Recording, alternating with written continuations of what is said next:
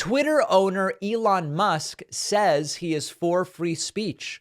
One of the realities about being for free speech is that you have to be for free speech or for speech that sometimes might cause uncomfortable consequences. This is the reality for so-called free speech absolutists. We are now learning that Elon Musk limited tweets in Turkey during the tight presidential election in which President Erdogan on Sunday failed to get to the 50% threshold. And now, as a result, that election will go to a runoff. There is a Rolling Stone article, Vanity Fair, sorry. Twitter's Elon Musk defends decision to limit tweets in Turkey during tight presidential election. Is this free speech? Critics say the social media platform allowed the Turkish government to silence criticism. This is an article from a couple days ago by Jack McCordick. On the eve of the most hotly contested Turkish election in 2 decades, Twitter, moved to block posts in the country in what critics argue is a capitulation to a call for censorship from Turkish President Erdogan.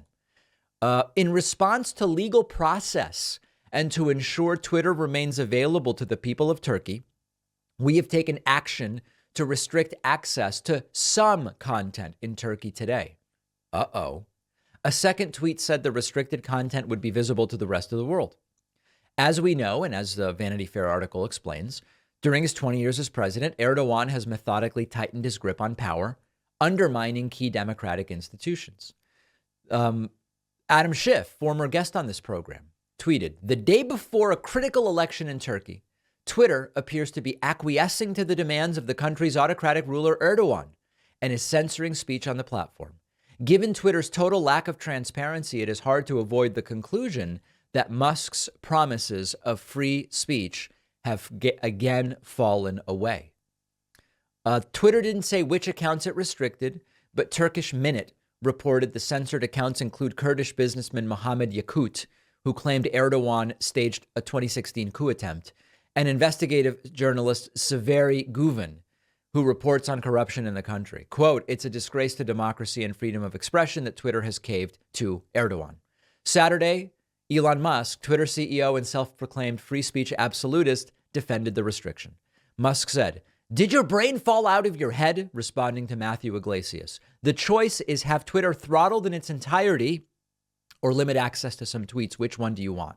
Now, of course, the true free speech absolutist would say, we are not going to bow to your authoritarian threats to block all of Twitter. We will not censor particular tweets at your demand. And if you do block Twitter in sum total, we will shout from the rooftops and make it a global story of authoritarian censorship. That's how a free speech absolutist would handle those threats.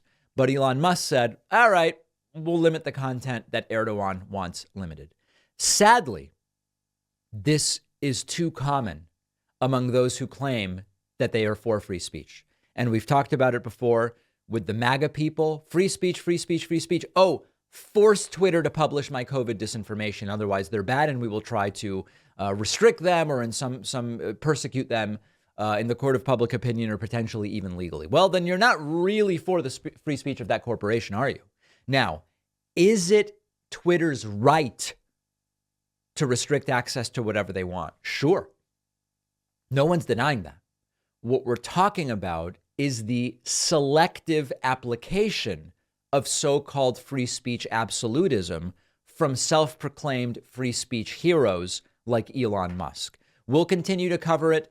Monday, Memorial Day, we are doing a one-day membership special that is going to knock your socks off. It's going to be crazy. People probably should just wear flip-flops at the time to not even have to deal with the socks being knocked off. Get on my mailing list at davidpakman.com. Monday, Memorial Day, you'll get an email telling you how to take advantage of this stunning and appalling membership discount. By now, all of us know how creepy it is to talk to a friend about something and then get ads that are related. When you use a free email service from a big tech corporation, your emails are scanned, even if you're emailing your spouse or your doctor. which is why I recommend StartMail, the email service that never scans or analyzes your email.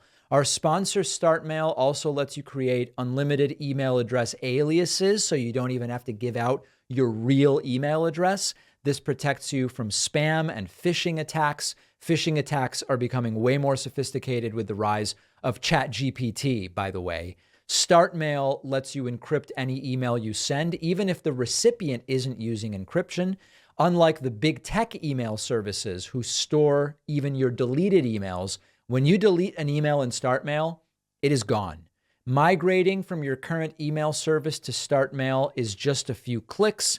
So what are you waiting for? Stop letting big tech corporations spy on your email. My audience gets 50% off your first year at startmail.com/Pacman. The link is down below.